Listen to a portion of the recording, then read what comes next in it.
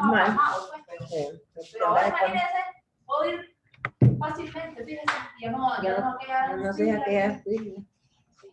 Pues sí.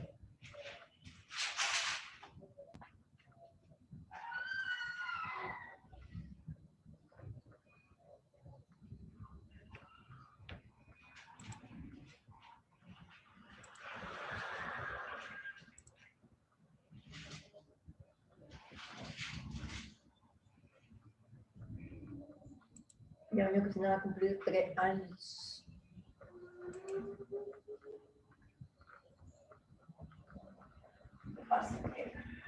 Muy buenos días. Son las 8 en punto. Estamos esperando nada más que los jóvenes se conecten. Sin embargo, pues ya comencé a grabar la clase.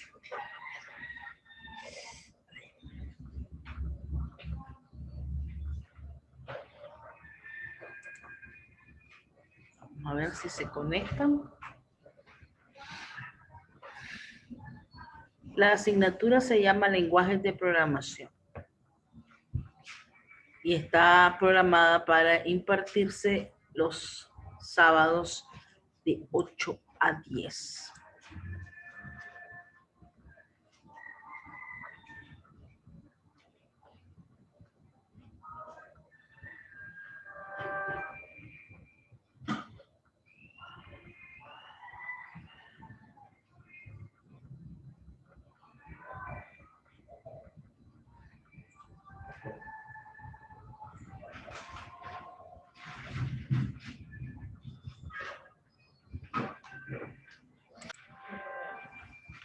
Muy buenos días. Sean bienvenidos a un nuevo cuatrimestre aquí en la Universidad del Valle. Me gustaría primero presentarme, aunque ustedes tienen ahí conoce a tu docente, pero bueno, ¿verdad? No importa. Mi nombre es Carla María Larrea Obando, soy licenciada en Ciencias de la Computación y tengo un posgrado en Bases de Datos y un posgrado en Docencia Universitaria y una maestría en Didáctica de la Educación Superior. Voy a impartirles la asignatura de lenguajes de programación, que es una asignatura que comienza teórica sobre todas las características de los lenguajes, los nuevos paradigmas que están surgiendo en esta nueva era tecnológica, y luego entraríamos a lo que es conocer un lenguaje de programación orientado a objetos. En este caso he seleccionado VisualNet. Es uno porque, las razones es porque es uno de los más usados, es uno de los más populares y sus características son muy similares a las de Java, que fue el lenguaje de programación que vimos anteriormente en la clase de metodología de la programación orientada a objetos. Entonces considero pues que es adecuado para conocer un lenguaje más en el caso de ustedes. El día de hoy teníamos previsto primero explicar las características principales de los lenguajes de programación. Hay unos videos, ¿verdad?, donde se les explica cómo se han clasificado los lenguajes, y esta es la lectura. Entonces yo voy a explicarles un poco la lectura. Comencemos porque una computadora sabemos que es una máquina que no solamente comprende las instrucciones que se le den en un momento determinado, sino que cada máquina reconoce y ejecuta un número de instrucciones diferentes que se agrupan en los distintos lenguajes de programación. Pero entonces, ¿qué es un lenguaje de programación? Son lenguajes creados por el ser humano para poder comunicarse con la computadora. Estos son un conjunto de símbolos y palabras que permiten al usuario de una computadora darle instrucciones y órdenes para que ésta las pueda realizar. Haciendo la aclaración que una computadora no habla nuestro idioma, ¿verdad? No habla inglés, no habla español, ni ningún lenguaje de alto nivel que ustedes conozcan. Recuerden que ella utiliza un compilador o un traductor. Eso lo vamos a ver más adelante en profundidad, pero eso es pues la situación. ¿Cómo se clasifican los lenguajes de programación? Hay varios autores que tienen diferentes opiniones al respecto, pero aquí yo traté de cubrirlos a todos. El lenguaje de máquina, que es el lenguaje el que entiende la computadora, está compuesto por dígitos binarios, es decir, 0 y 1. La combinación de estos dígitos binarios va a formar caracteres o bytes. La otra clasificación serían los lenguajes de bajo nivel. El lenguaje de bajo nivel más conocido es el lenguaje ensamblador. Fue el primer lenguaje de programación que trató de sustituir al lenguaje de máquina. El programa fuente es un conjunto de instrucciones escritas en lenguaje ensamblador cuyo objeto es la traducción al lenguaje de máquina del programa fuente. Luego tenemos los lenguajes de programación de alto nivel, que son independientes de la máquina, los podemos usar con cualquier computadora, con muy pocas modificaciones o con ninguna. Este tipo de lenguaje es más fácil de aprender porque se usan palabras o comandos del lenguaje natural, como por ejemplo palabras en inglés. Ese es el caso de C, C++, C#, Java, etc. Entre los lenguajes de programación de alto nivel tenemos los imperativos como COBOL, Pascal, C y Ada, declarativos como Lisp y Prolog, orientado a objetos como C++ y Java, y los lenguajes de programación naturales, que son los nuevos lenguajes que pretenden aproximar el diseño y la construcción de programas al lenguaje de personas. Y la última clasificación es el lenguaje orientado a objetos.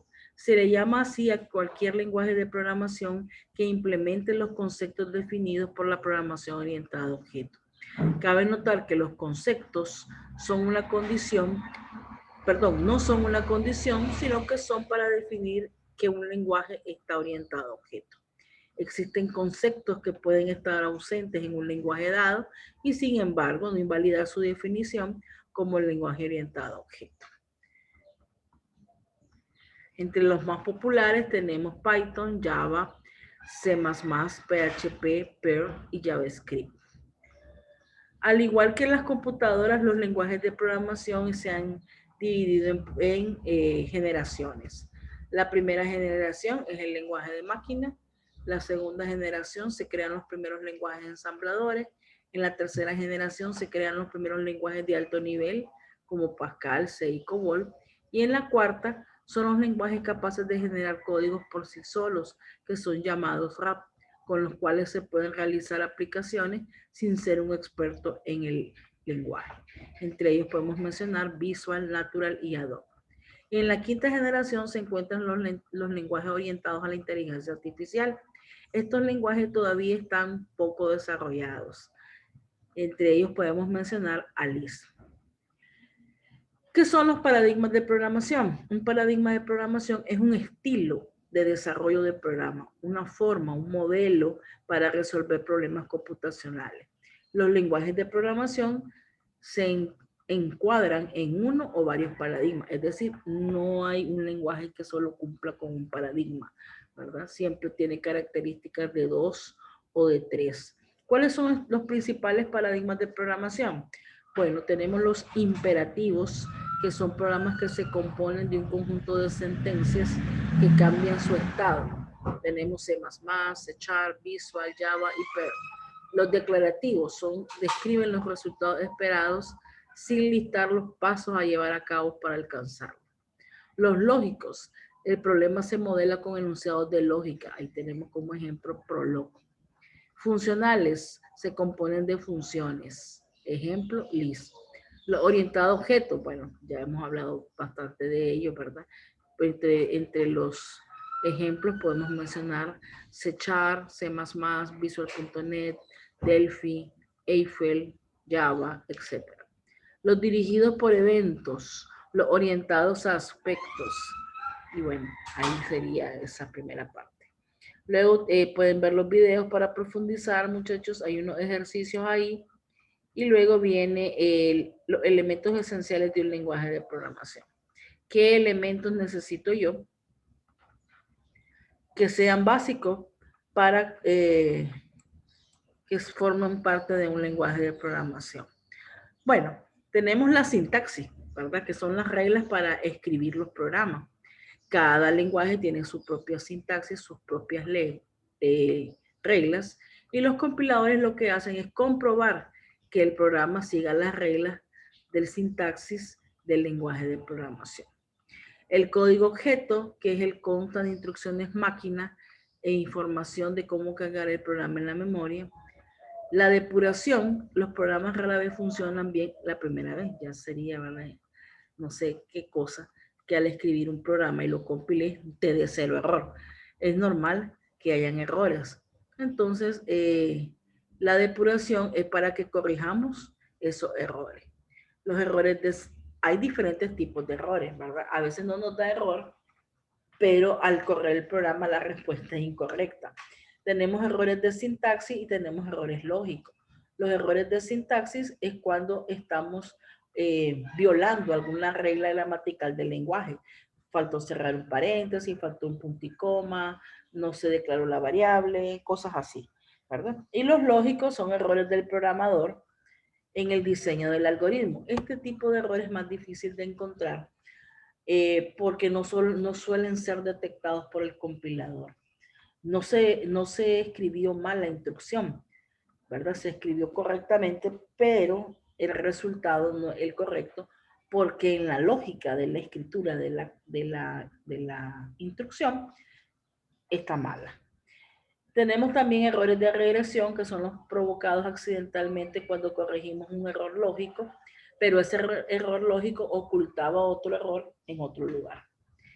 Elementos léxicos de los programas. Tenemos los identificadores, que son los nombres que utilizamos para las variables, las constantes, los procedimientos. Las palabras reservadas, que ustedes ya saben que son aquellas palabras que tienen una función específica dentro del programa, como for, if, while, next, ¿verdad? Las literales, los operadores y los separadores. Y aquí ya comienzo a explicarles, ¿verdad? Los identificadores, las palabras reservadas, los signos de puntuación, los aritméticos, los de igualdad, la variable, la constante, y bueno, ¿verdad? Y la última lectura que hay ahí, muchachos, es con respecto a la abstracción en los lenguajes de programación. La abstracción. La palabra abstracción significa operación intelectual que ignora selectivamente parte de un todo para facilitar su comprensión. En otras palabras, es hacer o volver algo que es muy complejo en algo más sencillo de entender y de comprender. En el caso de nosotros nos interesa conocerlo desde el punto de vista de la solución del problema. Ignorar detalles específicos, buscando generalidades que ofrezcan una mejor perspectiva para una solución más favorable. La abstracción es una descomposición en que se varía el nivel de detalle. ¿Cuáles son los mecanismos de abstracción con los que podemos contar en programación? Tenemos la abstracción por parametrización y la abstracción por especificación. En la primera, introducimos los parámetros para abstraer un número infinito de computaciones. Por ejemplo, el cálculo del coseno. Y en la segunda, la abstracción por especificación permite abstraer de la implementación concreta de un procedimiento asociándole una descripción precisa de su comportamiento. Por ejemplo, declarar una variable de tipo doble a la que le vamos a calcular la raíz cuadrada. Bien, eso sería todo entonces, muchachos. Todo teórico hoy, ¿verdad? Lean, vean los videos. Por favor, muchachos, llenen la encuesta del inicio, ¿verdad? Porque ahí es donde vamos a formar los grupos de WhatsApp para que nos mantengamos conectados, comunicados. Cualquier cosa, pues me pueden enviar mensajes al WhatsApp y yo ahí pues tarde o temprano les voy a contestar, ¿verdad? Porque tampoco estoy conectada todo el día. Pero bueno, lástima que no pudieron estar presentes, supongo que no sabían que se le iba a dejar el enlace en la página web. Lo voy a dejar ahí para que quede evidencia que yo lo puse, ¿verdad? Y estoy grabando esta sesión por si la quieren consultar más tarde. Muchísimas gracias y espero poder contar con ustedes el próximo sábado. Cuídense, muchachos. Tengan buen día.